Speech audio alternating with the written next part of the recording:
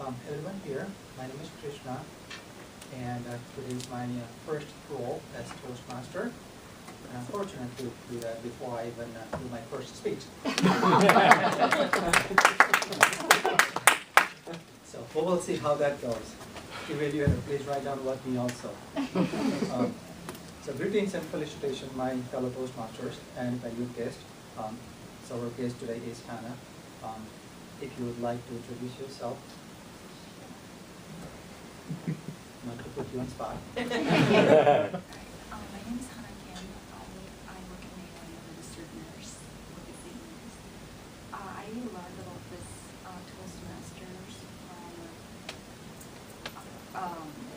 So I went to talk to Sonia Myers, who's director of nursing, Winona State Nursing Graduate School, and she recommended me to join this group and learn about it.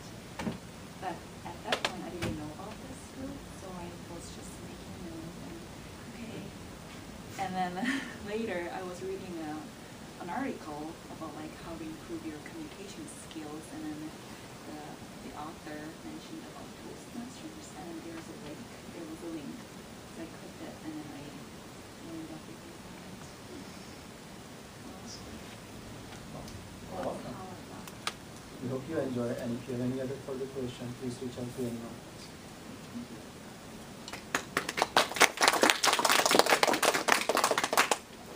Yeah. May I request Maria to come and introduce today's word?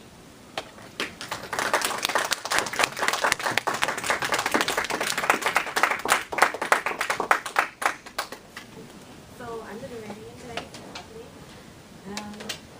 the job that I've been given is to count the ahs, the fillers, and to also keep track of descriptive language, the use of sentences, the structure.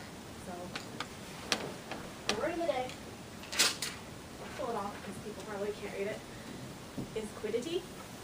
So this is a noun. There's a couple different definitions. So the first one is it's the essence, whatever makes something the type that it is. And there's an example sentence of that. Rembrandt's genius was his unparalleled ability to render a person's quiddity in a single portrait. Now, the other definition is eccentricity. So I do have a sample for that one as well. Social mobility and the internet allow anyone to find others who share his or her quiddities. It'll be up there for me to read it.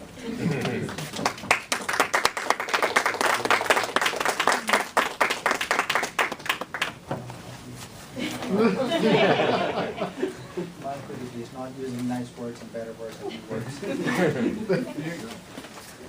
Okay, now may I welcome Timer, Andrew.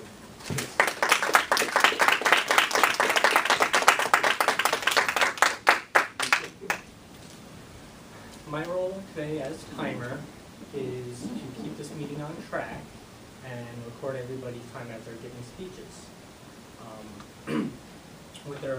For the two speeches today, when there's 2 minutes left on their speech, I will give them a green card and a green light. When there's 1 minute left, I will give them the yellow card and the green light. Yellow card. When their time is up, I will give them the red card and the red light. If they go beyond that, there's an option that I can use the buzzer, but if they're wrapping up, I'll defer that. For our table topics, same sequence, green light when they have 1 minute, when they've been speaking for 1 minute.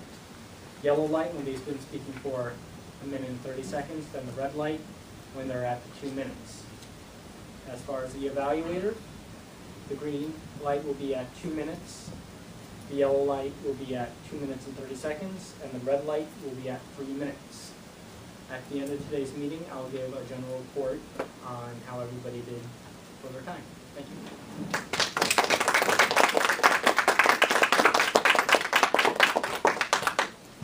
During our last week's Toastmaster, there was a suggestion that some people may not like the buzzer. So there was a suggestion that if timer starts clapping, everyone will just join them. That we can say, okay, now it's time. We can do both. we have our first speaker. Oh, I'm sorry. Yeah, we have Himal and Installation Master Jennifer.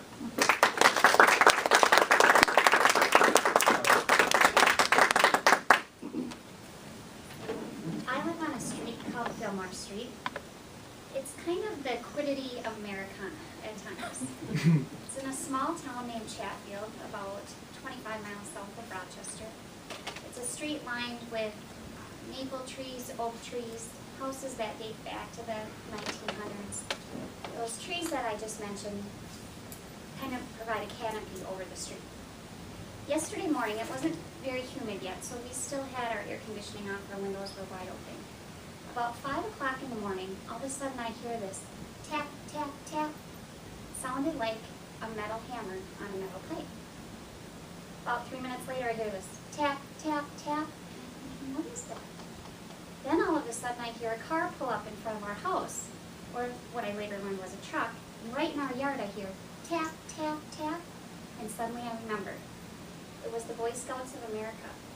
They run a program in Chatfield where you can pay, I think it's about $40 a year, and on certain days of the year they'll come and they'll put an American flag in your yard. Yesterday, as some of you know, was Flag Day in the United States. They come and put these flags in our yard on Memorial Day, Flag Day, 4th of July, Labor Day, and Veterans Day. So I thought it might be interesting to give you just a little bit of history about Flag Day.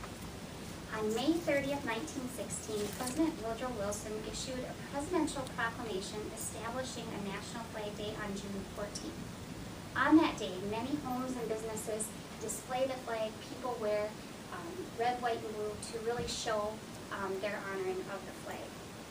Now, the flag's history, it was actually George Washington who commissioned the flag, Betty Ross, to create the flag in 1777. Over the last 200 plus years, we've had 27 versions of the flag as United States were added and stars were added to the flag itself. We have, the current version dates back to July 4th, 1960, when Hawaii became the 50th state.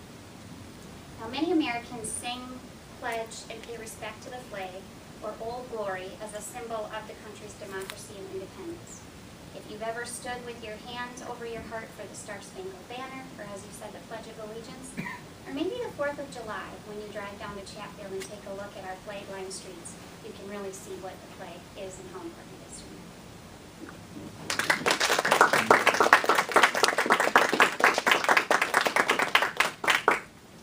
I'm not Chatfield. It was my first house that I owned in the United States. Really? Oh, very interesting. And I broke my first car also because I hit a deer there. Oh. Now, may I welcome Kosto, it's his first speech today, icebreaker, and the subject is my journey so far, and his time is 4 to 6 minutes.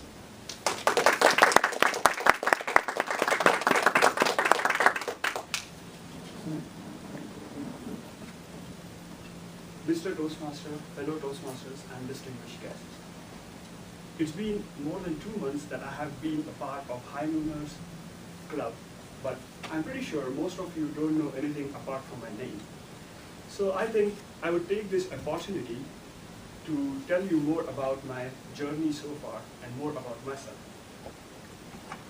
I'm Kaustubh, by the way, and as most of you must have figured out, I come from India. To be specific, from Pune, which is a southwestern city in India. Since childhood, I was very much interested in science, and therefore I decided to pursue my career in pharmacy. After my graduation from the University of Pune, I was exploring various opportunities to do my master's, especially in Germany. I even learned German language for a year, but unfortunately, I didn't get admitted to a German university. I learned an important lesson of life. All the things that you have planned might not work out. And I continued my exploration further. I got admitted into a university in United Kingdom, to be specific, in Scotland. In India, you're not used to hearing various dialects of English. But when I landed in Scotland, I learned something new, and that was Scottish English. it was even hard to believe that those people were talking in English. But I got better at it when I found a job. It was a makeshift job in KFC, and my English just got better, and I could understand what they were talking about. Scotland taught me two things. First thing is the importance of time and money and how to manage it. And second thing was being independent. Because in India, somebody or other is always there to help you at times. Mostly your parents, or if they're not there, then servants. So that was an important thing I learned in Scotland. While pursuing my master's in Scotland, I got interested into cancer research, and therefore I applied to various universities in US to do my doctorate. And I got accepted at the University of Louisiana in Monroe. I came to Louisiana 8 years ago, and there I discovered another thing, and that was the Southern Louisiana accent. I bet Scottish accent was much better. Finally, I got over it and started understanding that, and to be very frank with you, I can understand any kind of English anybody speaks. I found a job in Mayo after graduating from Louisiana, and it's been almost 4 years that I'm at Mayo. Now you must be wondering that do I do anything apart from my studies? And yes, I do. I trek or I hike, and I've been in Himalayas for a couple of occasions. Besides, I'm also a numismatist. That is somebody who collects coins or studies coins from different countries. My current collection is about more than 250 coins from more than 50 countries across the world. I would not have achieved so much without a strong family support. My father is an engineer and my mom is a homemaker. Both of them live in India. I have a younger sister who is a commercial artist, and my brother-in-law is a software engineer. Now something nice happened to me last December when I entered the world of non-independent thinking. And that is, I got married. My wife, Neha, she is an engineer and she works in Pennsylvania. So looking at my nomadic pattern of migration so far, I was in the southern part of India, then I went to Scotland, which is north. Then I came back down to Louisiana, which is again in south. And I am in Minnesota now. So probably my next destination would be California. Thank you.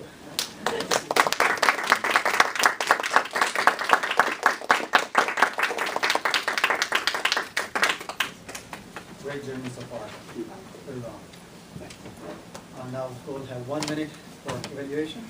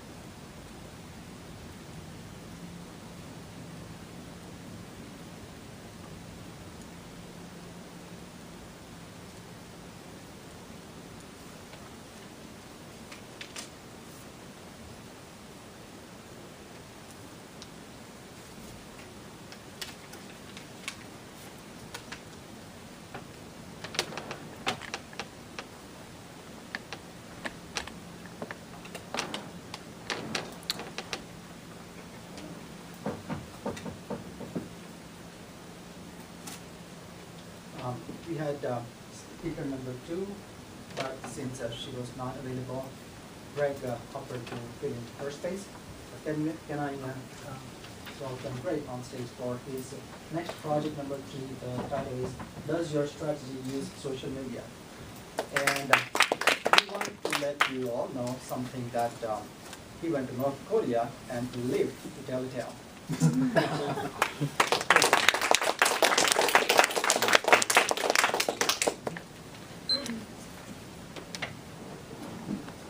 Does your strategic plan use social media? Does your online content reflect the priorities of your organization? Well, if you are like most of the healthcare organizations in the United States, the answer to both of those questions is no.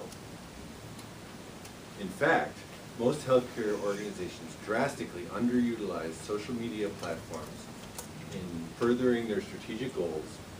And what I'm here to do for you today is issue a call to action. If you are one of these organizations, if you are underperforming in social media, you need to get a social media strategy and get to work right now.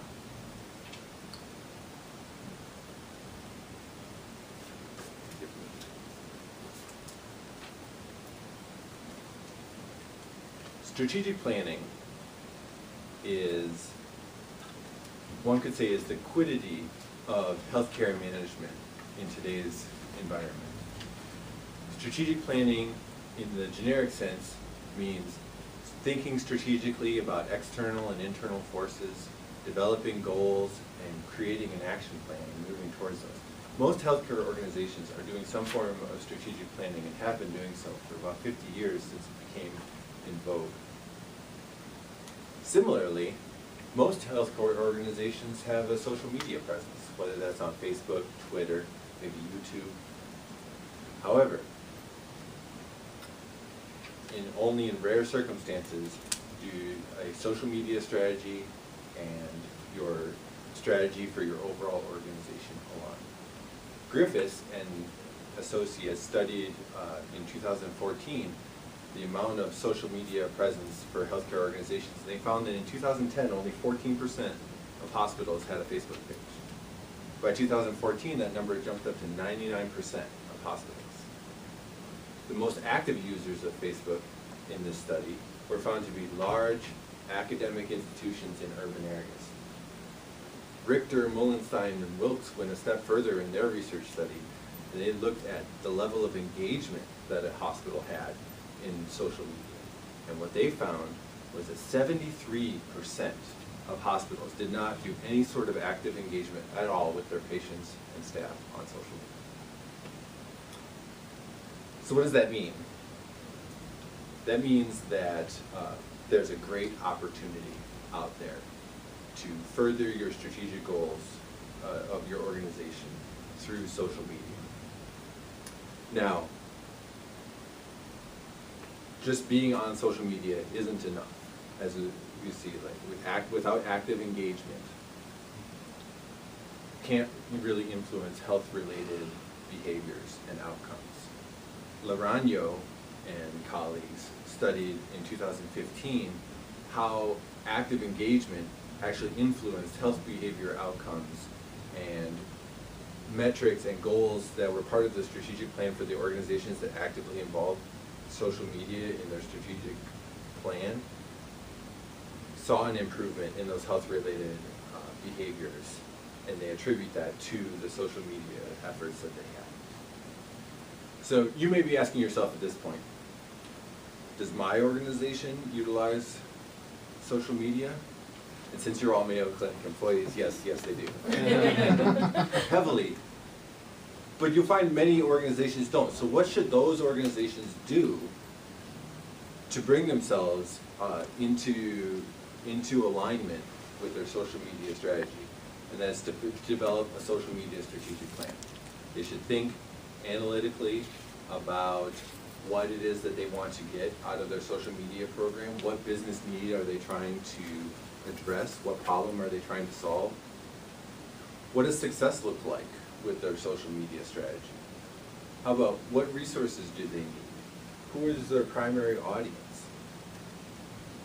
What is the timeline for development, implementation, and measuring success? How much time is going to be involved from the staff in order to manage this content. Where are your customers currently at in social media? Are the people that you're trying to reach on Facebook? Are they on Twitter? Where are they? How can you go to them?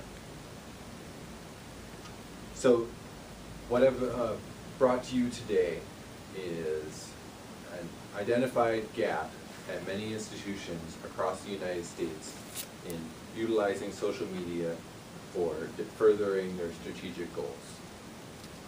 How these institutions can solve this gap is by developing a social media strategy that furthers these strategic imperatives.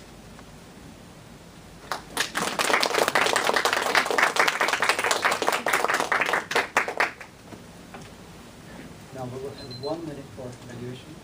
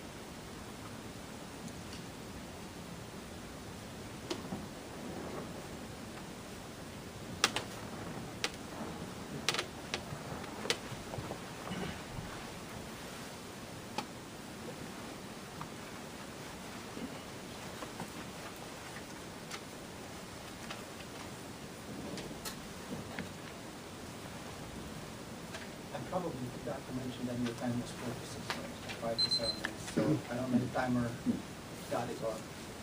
Thank you. Next one is Topic Master, Courtney. Please welcome.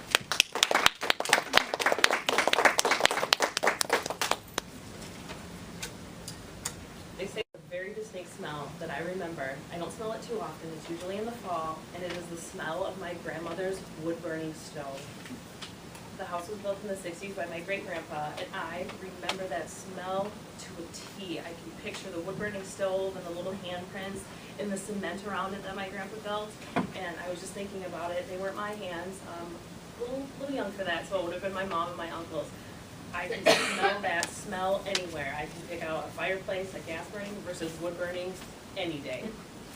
So my question to you is, what sense or what vision or touch or sound recalls a really good memory with you of your family growing up or a very special time in your life? Yes, hi.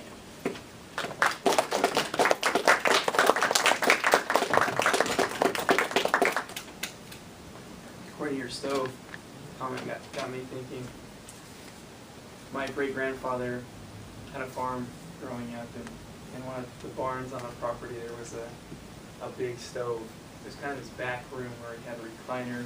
He would carve wood. He would smoke his cigars and drink his coffee in that room. So the aroma of a potbelly wood-burning stove, a cigar, and black coffee, mix those all together, and that was a smell that reminded me of reminds me of my childhood. And as soon as you walked in the greater barn area, you could tell if there was a fire going or if Grandpa was in the back room with his cigar. Another memory that has to do with that, waking up in the mornings in the summer with fresh cut grass. So it may be my dad's intention to always start the lawnmower right outside my window on a Saturday morning growing up, especially as a teenager, but the smell of fresh cut grass in the morning. So those are two memories that smell is closely associated with.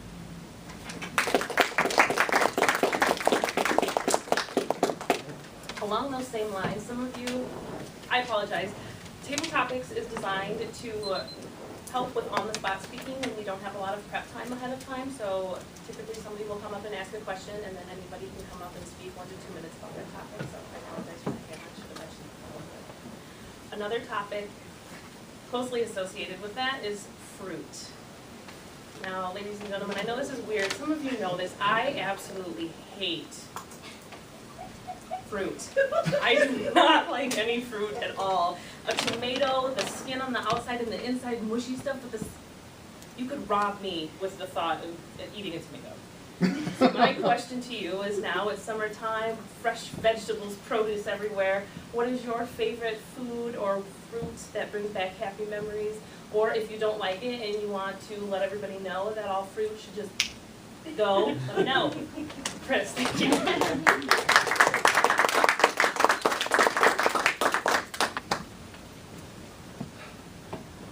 Growing up, I had a strong sense of texture. And both my parents grew up on farms, but we didn't live on a farm. I think they got over-farmed as children. And loved having things conveniently packaged. And it's also a reason why I used to not like Chinese food until I actually went to an actual Chinese restaurant. If you've ever had 1970s canned and packaged sweet and sour chicken. However, I recuperate from that, and likewise, blueberries. I used to not be able to stand having a blueberry on my plate. I, again, have recuperated because I was introduced to a pick-your-own experience. Over in Maiden Rock, Wisconsin, there is a field that is, I don't know how many acres, but they are in the rolling bluffs in Wisconsin, just south of Red Wing on the other side. And you go up the winding road and you come out and there are rolling hills of blueberries. Luckily, they do not weigh you before you go picking. But there is nothing better than going right away in the morning when the dew has just freshly washed all of that produce. And it is something that we have been doing since my daughter has been, before she was a year old, we would just park the stroller right next to the blueberry bush and just have her go to town. Daycare was not pleased with us the next day, but oh my goodness, blueberries are my new favorite thing as long as they are fresh picked.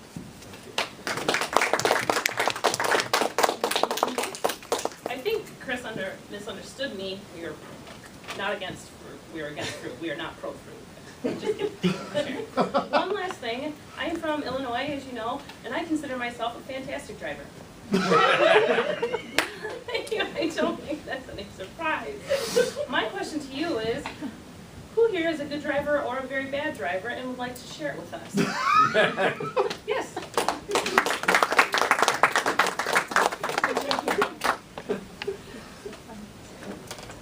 I would consider myself to be a good driver now. I used to be a nut job, and I am very surprised I've never been in an accident. Extremely surprised. My younger sister is 4.5 years younger than me, and I feel so bad what I put her through. All the years of me being 16, driving her around, and us barely probably making it to anywhere that we were ever going. My biggest crime on the road, I would say, is that I tailed everyone. Nobody could ever go fast enough for me, ever. It was always, and I never had that important of a place to be. And I also am extremely good with time management. I really am. And so I would get places early, and it's like, what is the point of being a psycho? Because now you've stressed everybody out, you've almost rear-ended probably every person that you were behind today, and you still got there like earlier on time. I think the worst thing that ever happened is a lady actually got out of her car and tried to scream at me, and I just was like, I'll snap again, and drove by, like not paying attention, and then she tailed me. But that was my closest incident of road rage, I would say, that I experienced, and I was probably in my early 20s when that happened. I don't know when I finally decided to calm down, but it was probably when people drove just that crazy around me. And I was like, wow, that person's a real jerk. And then I realized, well, I drive like that too. And then I think I also started noticing when there would be close calls where I could tell that somebody's more experienced driving around me actually saved us both from getting in an accident, that I finally learned how to just chill a little bit. So I think I'm a good driver now, but I think in my younger days I wasn't. And I'm thankful for the good drivers that were around me looking out for crazy old me.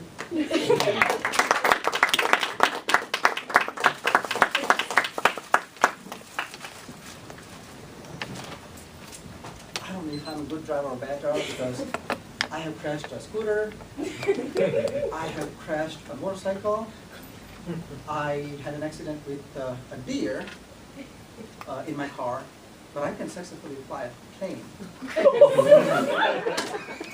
I have no idea what am I. So I'm going to welcome General Evaluator Ryan for his evaluation.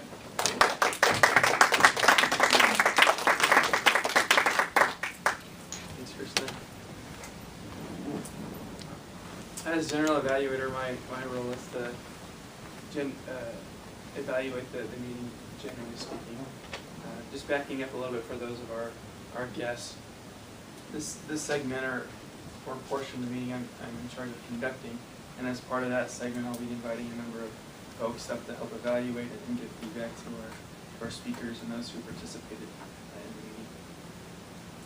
So with that, I'll invite up our first evaluator, which is Kaylee, who will be evaluating our first speaker.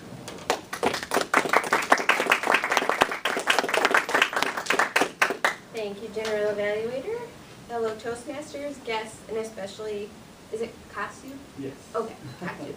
This was your first speech, your icebreaker speech for us, and it was titled, My Journey So Far. I'm going to just go through the list of some of the items that are on here. So one of the first things that they asked about is what strong points do you already have? I personally think you are a very strong speaker. I was extremely impressed with your speech today. A few of the things that I called out is I think that you were very comfortable up here. You had very relaxed posture, great eye contact with everyone in the room. You had minimal fillers. I didn't catch hardly any at all, which was really impressive for a first speech.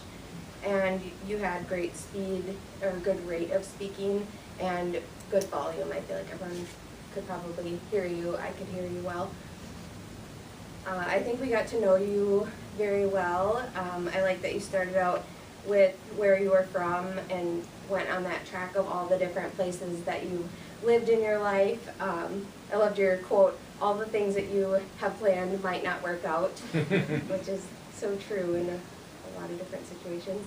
And then you also touched on your family and some hobbies that you have. So I can't use whatever that word was. I don't know the word, but the coin collecting and hiking the Himalayas. I think that will be definitely something that we will want to hear about in a future speech. You definitely prepared adequately. It was clear that you prepared. You had a good beginning, middle, and end to your speech. I like that you tied together the beginning and end of your speech. You did that really well. You didn't use any notes. You made us laugh. I honestly don't really have any suggestions for improvement. You were just very, very impressive, and I look forward to your future speeches. Thank you.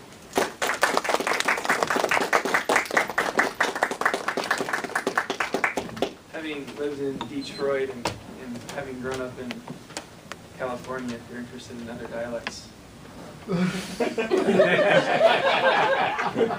put those on your list. Our second evaluator is Shelley, and she'll be evaluating Greg's speech.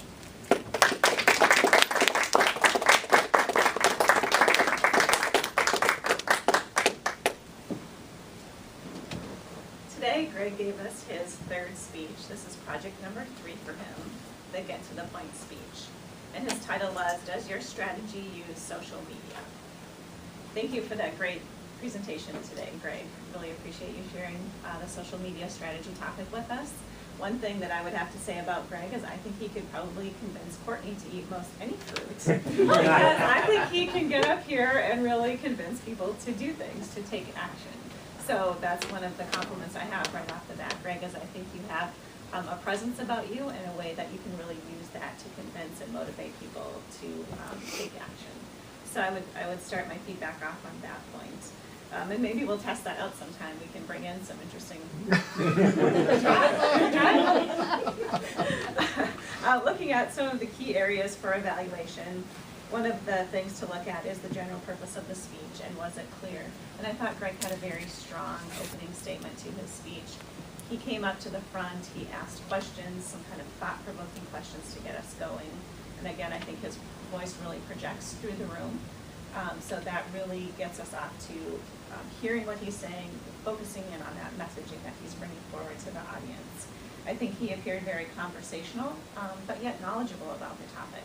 So it felt like we were engaging in this conversation, yet it also felt like he had some authority on the topic area that he was presenting today.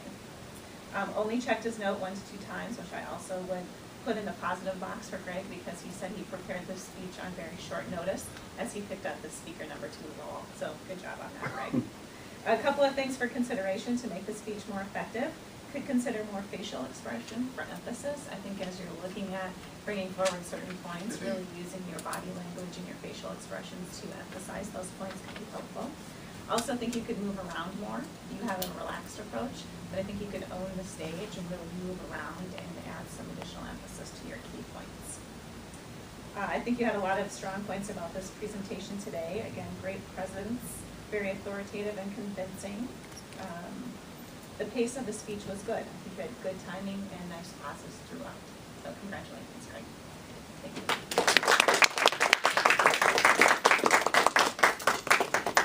I was waiting for you, Greg, to throw out your Twitter handle or some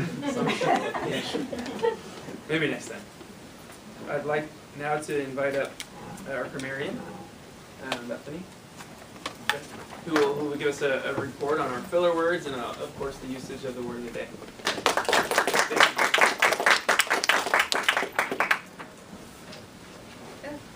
So, for today, the biggest thing that I noticed was that there weren't too many ahs or ums, fillers. Everybody did a really good job on that, even the new people. So, congratulations again. As far as, we'll do the word of the day first. There were a couple people that used it, so congratulations to those who did. So hopefully it's inspiration to look into it. I actually went to Merriam-Webster and they have a great quiz that you can do.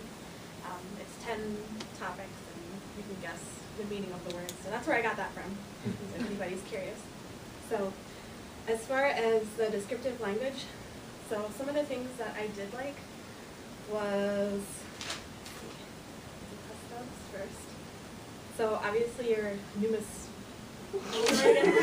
obviously that one. I love the fact that you brought it and you described it as well. It's a great word. Everybody's going to know it hopefully by the end of this. And then I also liked nomadic. I just think that's a great word to use. So a couple of things I felt like could be an opportunity is maybe more descriptive language. So one thing that you hit on was you got interested into cancer research. Maybe instead of got interested, that's something that to me is a huge topic. Maybe something like inspired or, something that could be more moving to people. And then got over it was another one. So got just generally is a word that, is it a word, is it not? You kind of stay away from it. So, I mean, I understand in this context it's kind of a phrase, but maybe something more descriptive could put more of a nail into it. For Greg, I really liked the descriptive words that were used. There was one thing that kind of stuck out as something that was repeated, and that was strategic. So this could just be me, and I know that your speech was short notice and all, but maybe using some synonyms, or maybe describing what the strategic plan is at the beginning, and then go into breaking it down and saying, this part of the plan is this, and just trying to not say it multiple times, if that makes sense. But I did like the phrases and the other words that were used, like underutilization, underutilized. I did like that, and then you did use the other words as well, like call to action. I like that phrase as well. Everybody knows, everybody's familiar with it. So, I think that's pretty much it. Everybody did a good job. So.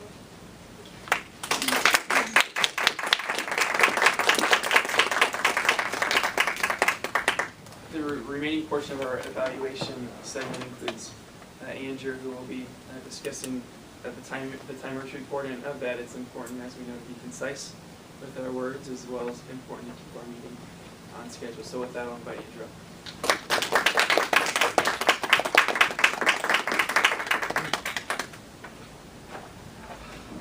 Everybody stayed relatively on time today. Humor inspiration, Jenny. You were supposed to have 1 to 2 minutes. You went a little bit over at 2:28. Kaftu, 4 to 6 minutes. Right in the middle, 4:54. Greg, same.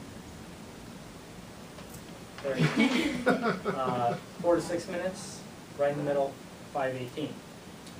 For table topics, 1 to 2 minutes. Ryan, 1:15. Chris, 2:02. And Kaylee, 2:05. For our evaluators, we had 2 to 3 minutes for evaluations. Kaylee, you were right at 2:38, and Shelley, you were right at 2:19. Overall, everybody was pretty good. Thank you.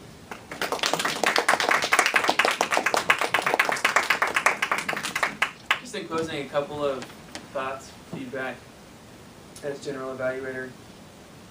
As you come in the room, people were here on time. The meeting room was set up nicely. Krishna, first time, not even giving a speech. Toastmaster was great. I thought the theme was transparency in our meeting today, and by that I mean 2 different things. So the first, for example, we were waiting on a few of our participants earlier on in the meeting. It was a couple minutes after Krishna got up, kept us informed. We're going to wait a few more minutes, so he kept us in the loop with regards to that in transparency. A couple of other items, for example, with Krishna, and I'm not picking on you here, but just pointing out some observations. For example, Jenny, almost overlooked it, Jenny, and just, my apologies, sorry, we forgot Jenny. So in being transparent like that, right, there's nothing wrong with that. And so I appreciate the transparency. We can back up and we can recognize that, whoops, yep, failed to recognize Jenny, let's bring her up now. Nothing wrong with that. So transparency that way, I think is great. The second part of transparency is that I really feel that we get to know some folks better today. Just content, speeches, some of our topics. And so I appreciate just getting to know folks in a different light today. So that transparency is appreciated on a number of different levels. Secondly, these roles that we take on, I thought there was a lot of great participation. If they don't make us a little bit uncomfortable, then we're not being stretched, right? And if we're not being stretched, we're not growing. Right? So that's a purpose. It's okay to feel uncomfortable. That's how we grow. That's how we improve. So I just want to point out that that's okay. And I think everyone in this room, even our more experienced Toastmasters, have some sort of feeling of uneasiness each time. Obviously, the hope is for that to dissipate over time. I'm with all of you. I hope that dissipates. Final 2 points. Preparation, I thought, was really good. Everyone participated in those. For example, Greg and others stepping in at the last minute. I think that speaks a lot to our group here as sign-in-years. And lastly, did we have fun in this group meeting today? I thought we had a lot of fun, a lot of humor, a lot of good topics. And so the tone of the meeting was that of enjoyable and having fun. So with that, I'll turn it back over to our Toastmaster.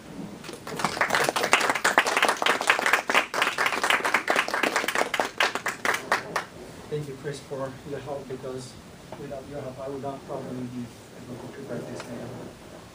And Peter, Greg, and Courtney. Yeah, so they did great. What I'm gonna say is the schedule for next week. Toastmaster Chris, grammarian Brian Washburn, timer 1 to be decided. I think, Bethany, did you say you could? I can. All right. Then timer Bethany, Humor Inspiration, Joan Potter. Speaker number 1, me myself. Speaker number 2, Diganta. Topic Master, Shelley Henry. General Evaluator, Kelly Vandenberg or Johnson. It's nothing. Right. Evaluator number 1, Joe Sharp. And number 2, Fausto. Do we have any other announcements to make?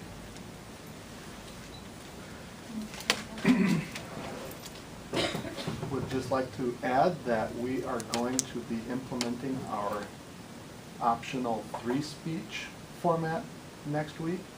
So Jenny is going to be finishing up her conflict communicator manual, and John will be our evaluator number 3.